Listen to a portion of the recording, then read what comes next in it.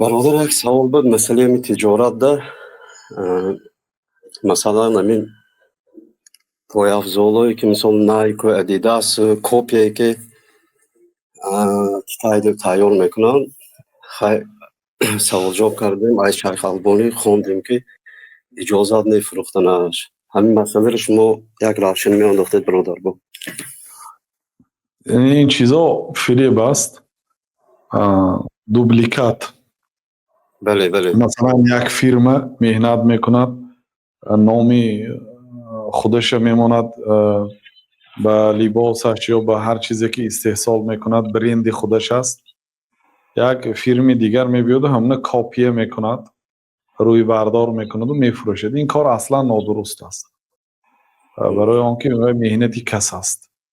شما هم یکی دیگه کنید، نام خودتون مونید، برند خودتون مونید، یعنی دیزاین خودتون مونید. آخر چی بانی کسی میدوزید؟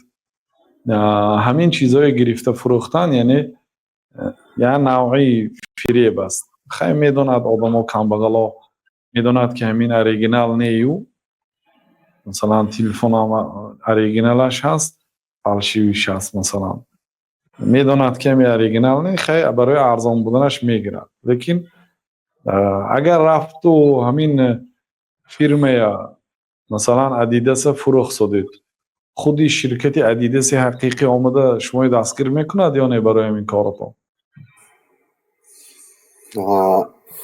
ما ناو سر میکردیم برادر. وقتی که می فتوای شنیدیم که مقصد همین فریب میدارد، ما منش بحث کردیم. بعض برادرها رو دعوت کردیم این راهبه، میگن که خیلی نکنیم پول کار کردن نمیشه.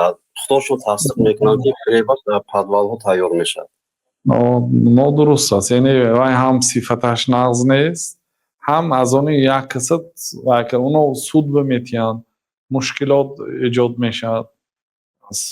شبهنا گفتگی چاقنده هم نکردن بهتر. من امروز میتونید به ترکیه و خودی خطای رفته نامش زواد با خودتون فرمایشتید، نامی دیزاینی خودتون، دیزاینش هم خودتون کشیده روید، بگذار از آن خودتون باشد. خیلی درست است که این چیزا مشهور شد. اونا برای شهرت دادن همین لباس مهنت کردگی، یعنی که از شهرت دیگر کس شما کار میکنید. ده همین خیلی خوب فهمو شد. الله سبحانه و تعالی در امانش نگاه دارش برادر. سلامت باشید.